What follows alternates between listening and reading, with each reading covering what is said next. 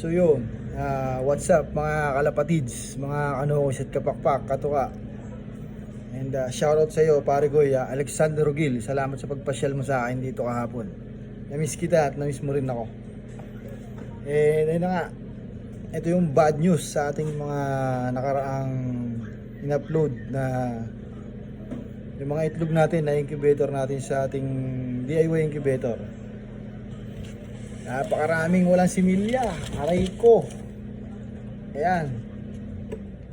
Ito yung isang tray. Bali, set kalahating tray to.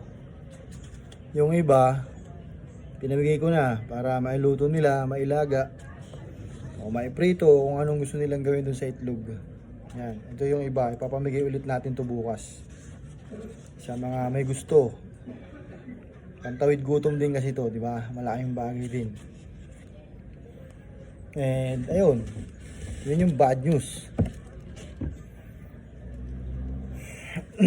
Galing nga pala tayo sa ating loading station.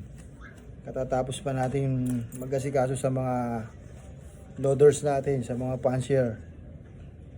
And ito, mag-e-encode naman ako pag uwi ko sa bahay. Yun yung mga ginagampanan nating tungkulin, mga obligasyon natin.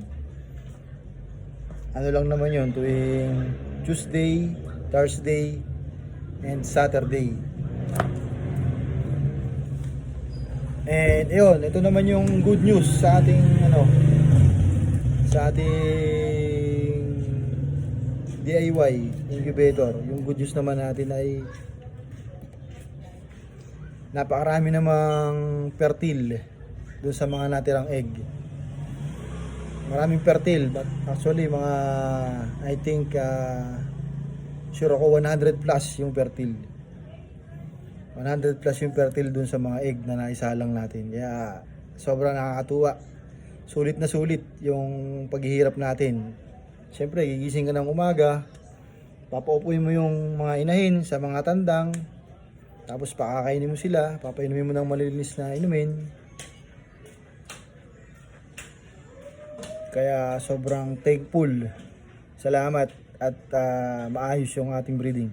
Sana mapisa silang lahat, mag-hatch lahat at lumaki silang mga healthy. Napakarami. Isa lang yung ginamit nating broodcock. Bali dalawa kasi meron tayong white claret. Yun. And mag-hatch sila ng parang 21 or 19.